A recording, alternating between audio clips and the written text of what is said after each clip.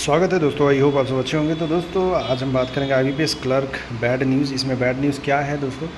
Exam जैसे आपको पता है कि 4, 5 और 11 तारीख को होना है, और उसमें से एक चीज़ है कि 11 तारीख वाला में अब पता चला कि एग्ज़ाम होगा नहीं आपका, तो 2 ही डेज़ में एग्ज़ाम है।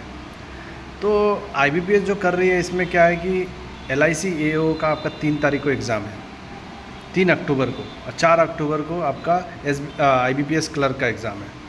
तो ये सोचिए दोस्तों कि कोई कैंडिडेट है और ऊपर से क्या किया है IBPS ने, क्या किया है कि एग्ज़ाम सेंटर्स भी इधर उधर फेंक दिया है। बहुत सारे भाई बहन ऐसे हैं जो सिक्किम से अप्लाई किए थे, उनका एग्ज़ाम सेंटर सिलीगुड़ी दे दिया है। बहुत सारे भाई बहन ये है कि नागालैंड से अप्लाई किए थे, उनका सेंटर मिज़ोरम दे दिया है। पर्सनली बोल रहा हूँ यहाँ पे, ठीक है, मतलब नागालैंड से अप्लाई किया है लेकिन सेंटर मिज़ोरम दे दिया। तो पता नहीं IBPS क्या कर रही है, ठीक है, क्या करना चाहती है। और एक चीज़ तो ये लॉजिकल पॉइंट ऑफ व्यू है, इसमें ध्यान रखना चाहिए कि कोई कैंडिडेट है स्टेट में जाकर एग्ज़ाम देगा IBPS क्लर्क का, तो LIC AO का एक दिन पहले रखने का क्या मतलब है? तो आप यार फॉर्म मत भर्ती कराओ बच्चों से, फॉर्म का तो कम से कम पैसा तो वेस्ट नहीं होगा।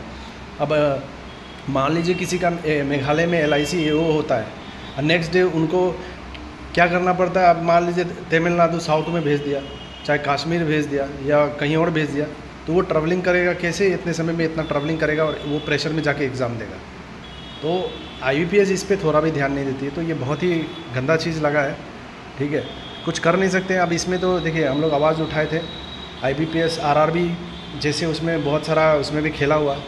एक तो नोटिफिकेशन हमेशा एज एस ऑन 1 जून या जुलाई के हिसाब से होता है, एज एस ऑन 1 सितंबर कर दिया। बहुत सारे भाई बहन वहाँ पे एलिमिनेट हो गए जो प्रिपरेशन करते करते।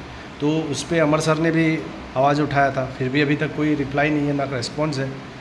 तो पता नहीं है IBPS करना क्या चाह रही है, और जो भी हो रहा है गलत हो रहा है ये सब। तो दोस्तों अब आपको जो सही लगे, आपको लगे कि आप IBPS क्लर्क बेहतर प्रिपरेशन है आपका, तो क्लर्क दीजिए। और लगे कि आप दोनों सिचुएशन में दोनों एग्ज़ाम दे सकते हो तो दोनों एग्ज़ाम दीजिए। अगर लग रहा है कि एक ही एग्ज़ाम दे सकते हो तो एक ही एग्ज़ाम दीजिए। ज़्यादा टेंशन लेने की बात नहीं है, एग्ज़ाम्स और भी है। लेकिन बहुत सारे भाई बहन का ये होता है कि लास्ट अटेम्प्ट रहता है, तो ये बहुत बड़ा टेंशन होता है। तो आप अपने अकॉर्डिंग देखिए, अगर एग्ज़ाम सेंटर्स बहुत दूर है तो एक ही एग्ज़ाम पे फोकस कीजिए, ठीक है, IBPS क्लर्क या LIC AO। तो पॉजिटिव रहिए और मेहनत करते रहिए दोस्तों, और कुछ कर नहीं सकते हम लोग इस पर।